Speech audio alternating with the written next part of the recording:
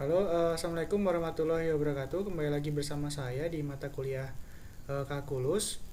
Jadi di video kali ini kita akan membahas derivatif atau turunan. Jadi awalnya ditemukannya turunan itu adalah ketika siapa namanya apa ilmuwan Yunani Archimedes pada tahun ini itu menemukan sebuah masalah yaitu untuk menghitung kemiringan daripada garis tangen. Jadi itu yang pertama dan apa namanya? Masalah yang kedua adalah ketika eh, Galileo Kepler, Galileo dan Newton eh, dan yang lainnya ya, dia berusaha untuk mendeskripsikan kecepatan sebuah benda yang bergerak. Jadi problemnya adalah instantaneous velocity. Nah ini agak apa namanya, agak bertolak belakang, agak lucu juga ya. Yang pertama adalah tentang trigonometri, masalahnya trigonometri. Yang kedua adalah tentang kecepatan atau mekanikal. Jadi yang satu geometrikal, yang satu mechanical. Ini terlihat tidak berhubungan, tapi sebenarnya ini permasalahan-permasalahan yang bisa diselesaikan dengan menggunakan pendekatan turunan ini. Gitu. Jadi yang pertama ini adalah untuk menghitung tangensial ya. Apa namanya, kemiringan dari sebuah tangen. Jadi ini tangen adalah apa namanya, sebuah garis yang ketemu secara tangensial dengan sebuah lingkaran atau sebuah slope atau sebuah grafik yang melengkung gini. Nah, slope atau kemiringan itu adalah kemiringan dari garis ini. Seperti itu ya.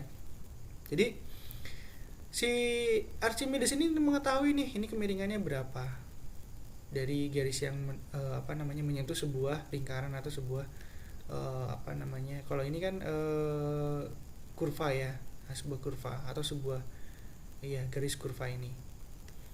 Nah dia apa namanya, si Archimedes berusaha untuk mencari kemiringan dari sebuah garis itu. Nah dia setelah dihitung-hitung ternyata bisa digunakan apa namanya, kemiringan itu didapatkan dari apa, dari fungsi f c tambah h, ketika fungsi f c tambah h dikurangi fungsi c ini dibagi dari h-nya. H itu adalah, ini kelihatannya apa ya? Ini.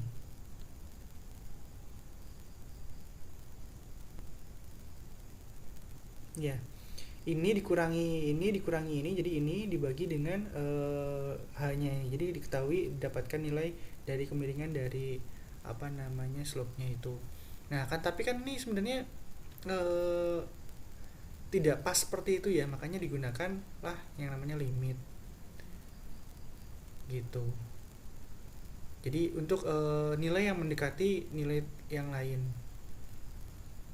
makanya menggunakan limit dari h sampai dengan 0. Ini karena ini untuk mengetahui ini ya, jadi kan kurvanya kan tidak apa namanya, enggak titik apa, kemiringan yang dihitung kan nggak cuma satu tapi banyak ya. Jadi misalnya ini kemiringannya pada saat titik tangan di sini kemiringannya berapa, ini berapa, jadi banyak, sehingga menggunakan limit. Jadi ketika h mendekati 0 apa namanya, kemiringannya berapa sih, nah akhirnya menggunakan limit, rumusnya limit seperti ini. Oke, itu yang pertama. Yang kedua adalah ketika, nah, average velocity atau instantaneous velocity ini adalah masalah yang dialami oleh Galileo dan lain-lain ya. Nah, misalnya ini ketika kita bergerak dari tempat satu dengan tempat yang lain, itu kan sebenarnya kita tidak kecepatan yang kita gunakan itu tidak sama ya. Jadi pasti ada apa namanya, naik terus turun gitu kan. Jadi misalnya nah misalnya ini ya, contohnya ini aja. Ini misalnya, ini bukan seperti ini, misalnya gini, kita gambar aja deh.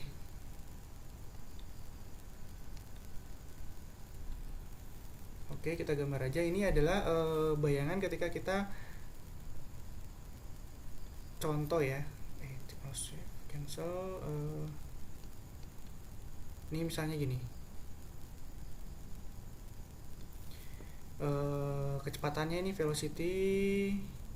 Ini waktunya di sini ya. Waktu atau jarak. Jadi kecepatannya kan nggak tiba-tiba langsung dalam satu waktu dia tiba-tiba tinggi gitu kan, enggak, tapi dia bergradasi. Jadi dalam satu waktu dia semakin meningkat,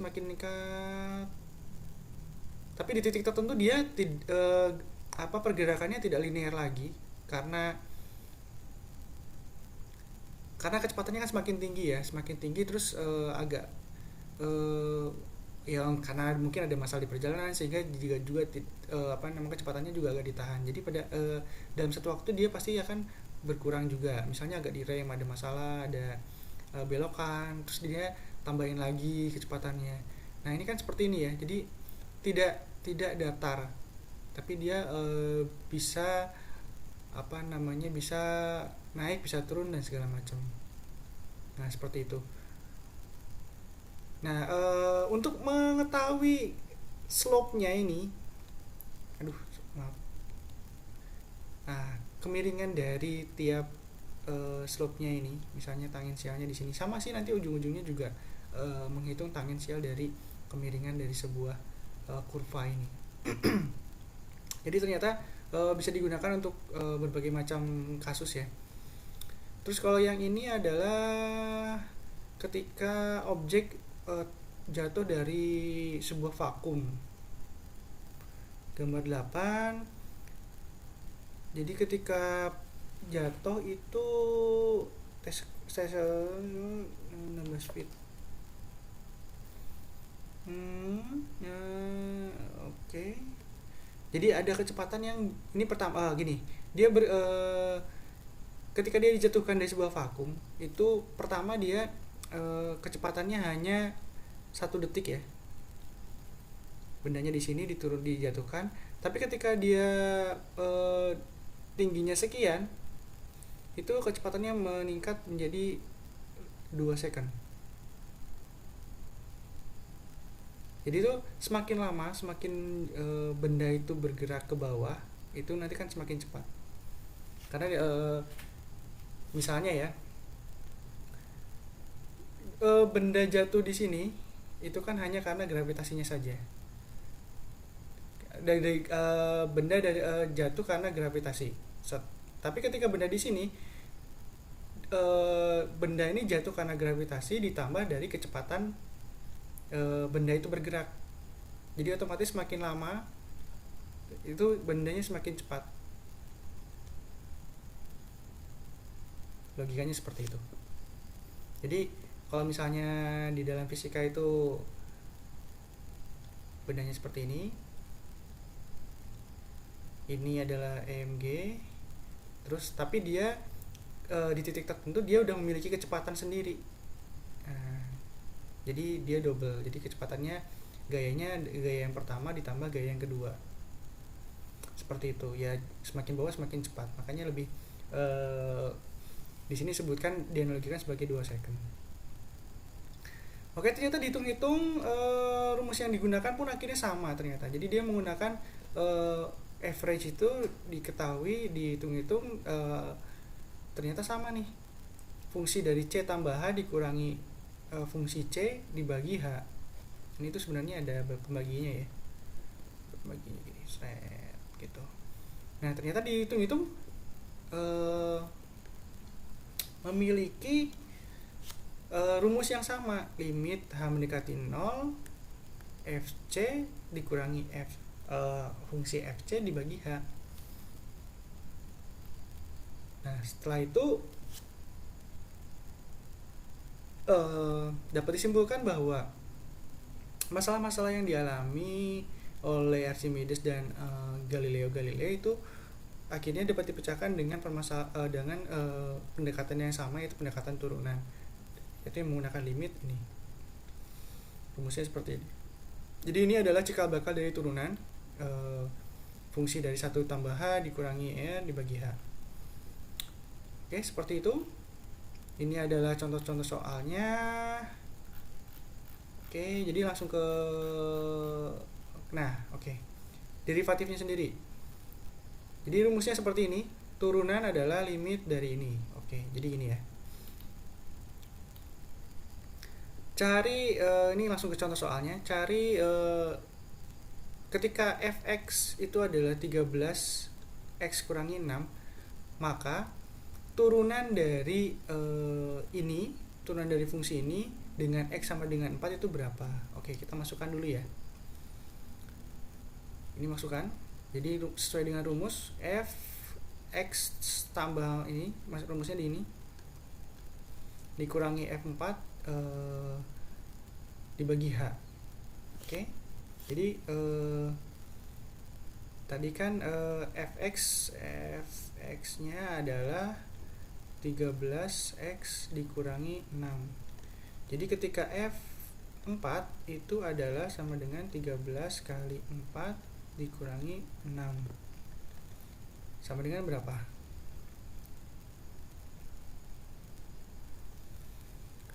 4 itu 12 4 kali 1 4 52 dikurangi 6 berarti sama dengan 46. Oke. Terus hal yang sama pun sama, jadi 4 tambahannya itu dimasukkan ke rumus ini, jadi sama dengan 13 4 tambah h dikurangi 4 h dikurangi 6. Ini ya. Ini sama dengan ini. Nah, nanti dijumlahin. Ini berarti 13 kali 4 52 ditambah 13h dikurangi 6 ditambah 52 dikurangi 6. Ini bukan ditambah ya, ini dikurangi. 52 dikurangi 52 0, ini berarti 13h. Min dikurangi min 6 berarti min 6 ditambah 6 sama dengan 0. Jadi yang sisanya tinggal 13h. Nah, ini dibagi h.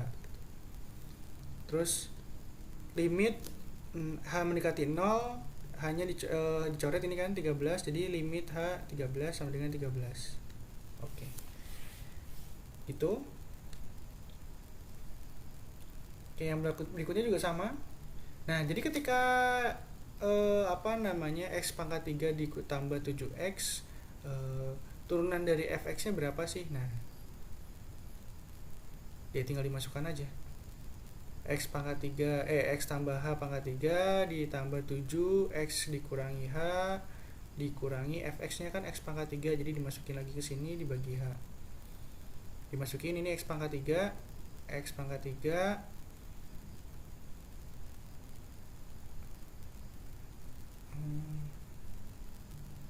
x pangkat 3 terus 3x kuadrat tambah h, ya itu banyak ya. Oke, ditambah 7x tambah h, 7x tambah 7h, ini x pangkat 3. Oke.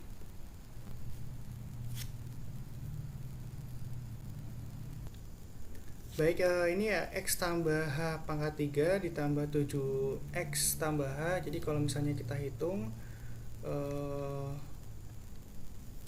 di sini x tambah h pangkat 3 itu kan sama dengan x pangkat 3 ditambah 3x kuadrat h ditambah 3x h pangkat 3 pangkat 2 ditambah h pangkat 3. Kenapa bisa seperti ini? Ini sebenarnya gini caranya. Ini yang pertama x pangkat 3 dulu. Setelah itu 3x kuadrat, x kuadratnya 3-nya dikurangi 2, dikurangi 1, x kuadrat h ditambah 3x h-nya dikurangi 1 tambah h3. Atau kalau misalnya bingung, bisa dengan cara kita analogikan seperti ini. 3x berarti kan ini sama dengan 3x tambah h kali x tambah h kali X tambah H kan. Oke, ini sama dengan, kita coba yang ini dulu ya, X kuadrat ditambah X kali H, XH ditambah XH lagi ditambah H kuadrat dikalikan X tambah H.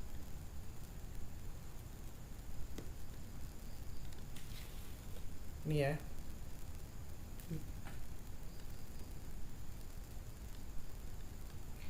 X kuadrat kali X pangkat 3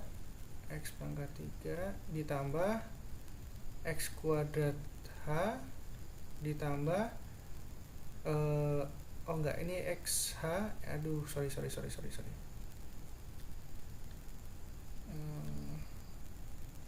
yang pertama dulu ya. Ini X kuadrat dikali X pangkat 3 X kuadrat dikali H berarti X kuadrat H. Yang sekarang yang ini ditambah X kuadrat H kali X tambah X H kuadrat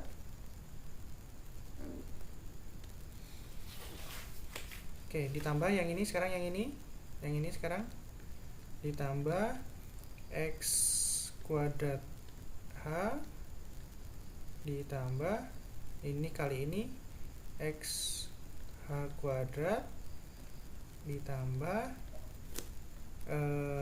X H kuadrat lagi, ini yang ini sekarang kali ini kali X kali H tambah H pangkat 3 sama dengan X pangkat 3 ditambah 1, ini 1, 2, 3. Nah, ada 3 kan, X kuadrat hanya tambah 3, ada 3 X kuadrat H ditambah X H kuadratnya ada 1, 2, 3, mana ini tulisannya mana sih? Nah ini ya 3 X kuadrat ditambah H pangkat 3, sama kan isinya? Jawabannya sama kan? Gitu, itu cara menghitungnya. Oke, jadi kita punya 3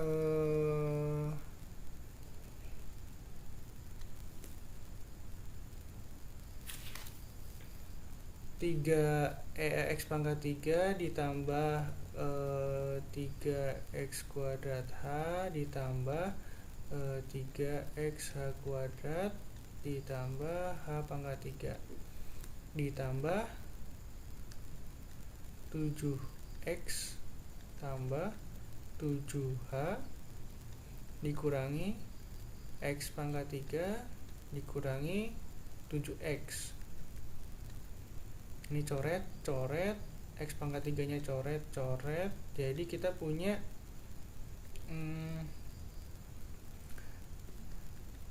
3X yang ini kuadrat H ditambah 3X H kuadrat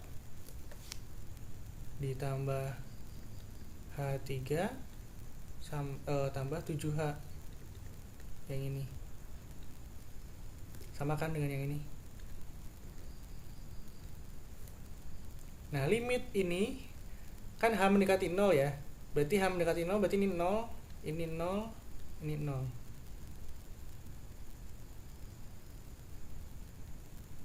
Oh, ini ada dibagi H dulu. Oh, sorry, ini dibagi H dulu. Dikurangi berarti sama dengan 3X kuadrat ditambah 3X H ditambah H kuadrat ditambah 7. Limit limit H 0 kan, jadi ini 0, ini 0, sisanya tinggal ini dengan ini. 3X kuadrat tambah 7. Gitu. Ini adalah perhitungan untuk fx. Sehingga kalau misalnya kita perhatikan ya di sini, turunan dari ini adalah ini. Itu turunan dari ini 13x ini adalah 13. Jadi kalau misalnya kita sederhanakan, itu sebenarnya bisa bisa menggunakan rumus baku lah ya istilahnya. Itu dengan cara ini.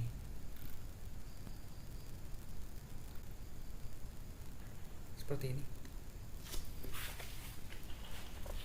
Ini tadi contohnya adalah balik lagi ke atas ya. Jadi setelah melalui perjalanan yang panjang tadi itu dengan segala pembuktian dari rumus dan segala macam, itu sebenarnya dapat disederhanakan dengan rumus yang ini. Jadi turunan dari sebuah fungsi x pangkat n itu adalah nx n kurangi 1. Jadi misalnya yang tadi ya, kita punya rumus ini, kita punya fungsi ini, kita punya fungsi yang ini. Ketika kita turunkan atau kita derivasikan, itu hasilnya menjadi seperti ini. Nah, ini yang ini ya, misalnya ya, ini kan x 3 pangkat 3. Kalau kita turunin itu menjadi 3-nya ke depan 3x, 3-nya terus dikurangi 1 2 7x diturunin, ilangin x-nya. Kan ini sebenarnya ini pangkat 1 ya. Ini kan sama dengan berarti 1-nya ke depan 7 kali 1 7 x 1 dikurangi 0 1 dikurangi 1 kan 0. X pangkat 0 kan sama dengan 1. Jadi sama dengan 3x kuadrat ditambah 7 kali 1 sama dengan 3x kuadrat tambah 7. Gitu. Jadi turunan dari sebuah fungsi ini, sebuah fungsi yang ini di atas ini, itu adalah cara ngitung sederhananya seperti itu. 3-nya dikedepanin, x terus 3-nya dikurangi 1. Sama dengan yang ini. Ini juga kan sama 13x, berarti 13x pangkat 1. 13 kali 1 kali x pangkat 0. 1 dikurangi 1 kan. Sama dengan 13. Samakan dengan yang ini. Gitu ya. Jadi turunan itu hanya seperti itu. Jadi emang awalnya emang dari limit rumus yang ini. Tapi ketika sudah Anda menemukan sebuah fungsi, misalnya sudah seperti ini, silakan kalian berikan turunan dari fungsi yang ini, hasilnya adalah ini. Jadi sudah tidak usah menghitung secara limit aja. Ini adalah pembuktian dari rumus limitnya itu sendiri. Lebih ke situ sih sebenarnya. Nah, ini di bawahnya ini nanti akan menjadi seperti rumus yang limit yang kemarin. Misalnya ini adalah turunan dari sebuah konstanta kali fx. Itu sama dengan k-nya konstantanya keluar, terus fx-nya diturunin baru di derivatif atau diturunkan. Seperti itu. Jadi ini teorema ke D, ini rumusnya.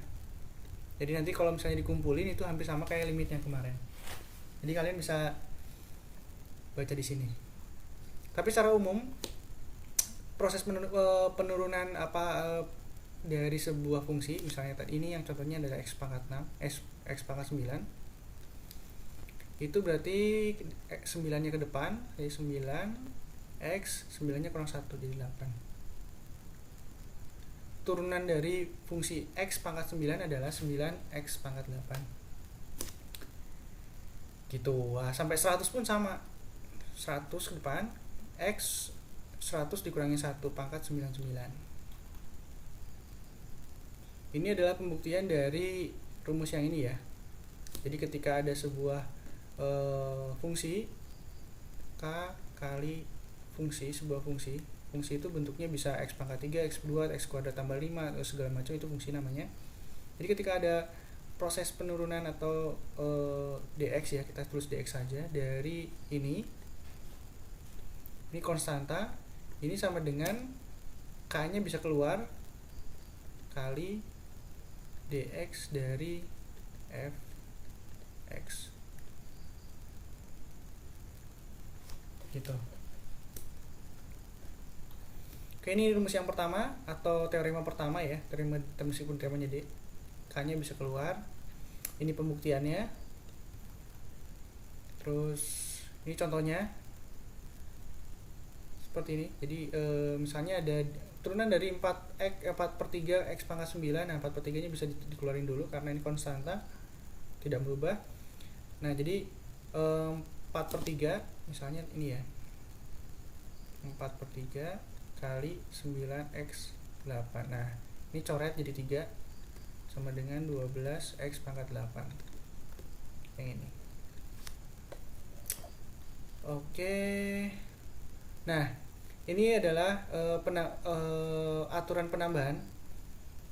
Ketika ada sebuah fungsi f dan g baru difungsikan, diturunkan, itu sama dengan fungsi f ditambah fungsi g, turunan dari fungsi f ditambah dengan fungsi g. Nah, ini rumusnya. Ini pembuktiannya dengan limit lagi. Contohnya ini juga sama. Ini tadi penambahan, ini pengurangan.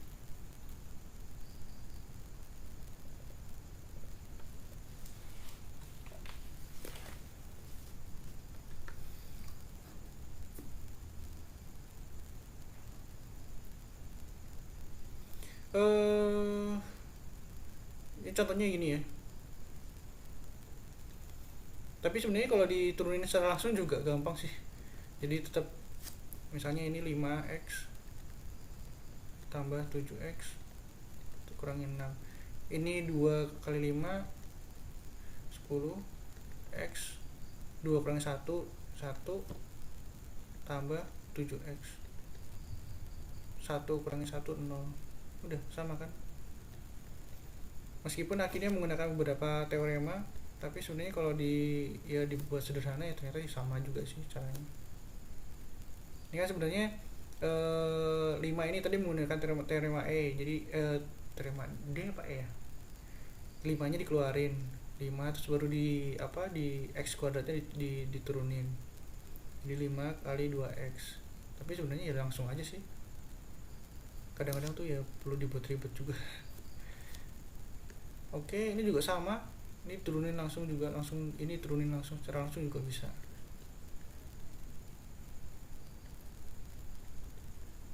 Nah, kecuali yang ini ya,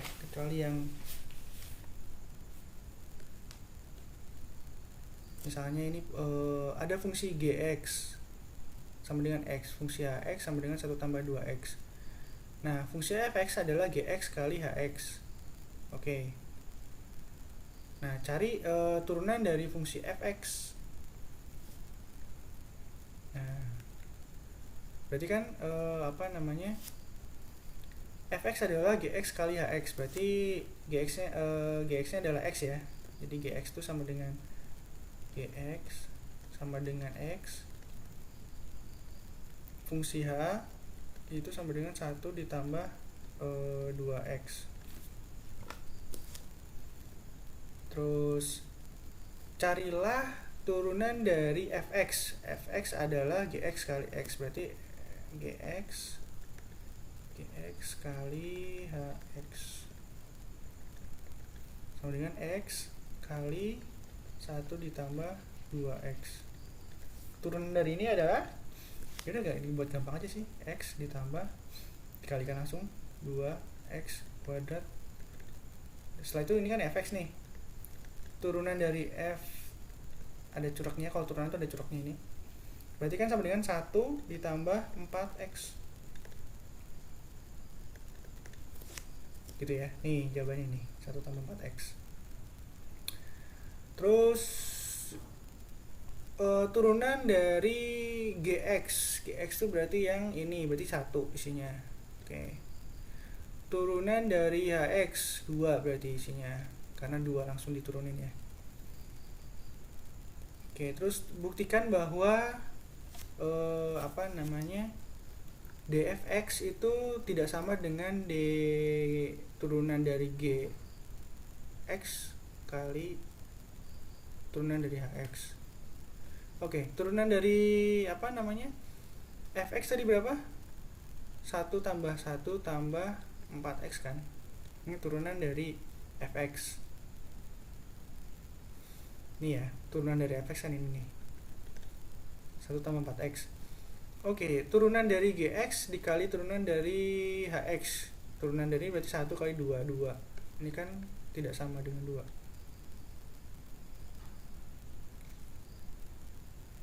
Iya kan? Oke, ini teorema berikutnya.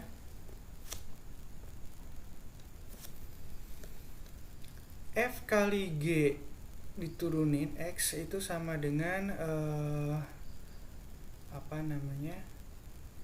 F kali turunan G. Ini ada curugnya ya, ini turunan berarti ya, ini turunan. Ditambah fungsi G dikali dengan turunan fungsi X, fungsi F. Ini ada curugnya juga. Ini berarti turunan. Ini ada teorema seperti ini. Nah, ini pembuktiannya.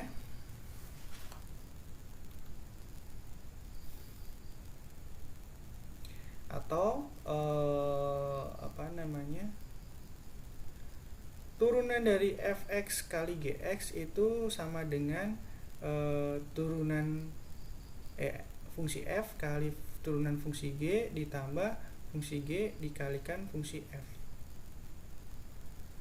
Oke, pembuktiannya di sini ya, yang ini ya. Tadi kan fx kan ini kan sama dengan fx sama dengan kan gx kali hx ya.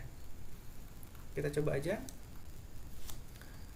Fx itu adalah g 1 tambah turunan dari mana sih? Dx kan gimana sih tadi tuh? Turunan dari f kali gx. Oke, fx berarti turunan dari ini kali ini, benar kan, ini kali ini kan, gx kali ini diturunin jadi sama dengan 1 tambah 4x. Berarti 1 tambah 4x ini menggunakan teorema tadi, 1 tambah 4x sama dengan fx nya berarti misalnya gx, ini x tambah turunan dari h itu 2 dikalikan ya. Oke, kalikan 2x, sorry rumusnya kan tadi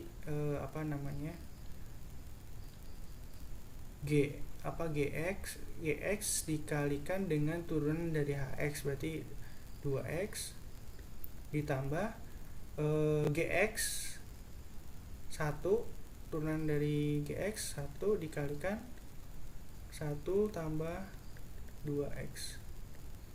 Apakah sama saudara-saudara? Ini 2x ditambah 1 ditambah 2x. Oh iya, jawabannya sama ya. 1 ditambah 4x. Jawabannya sama. Jadi ini teoremanya berarti benar. Ketika ada dua fungsi yang dikalikan terlebih dahulu terus diturunkan, itu sama dengan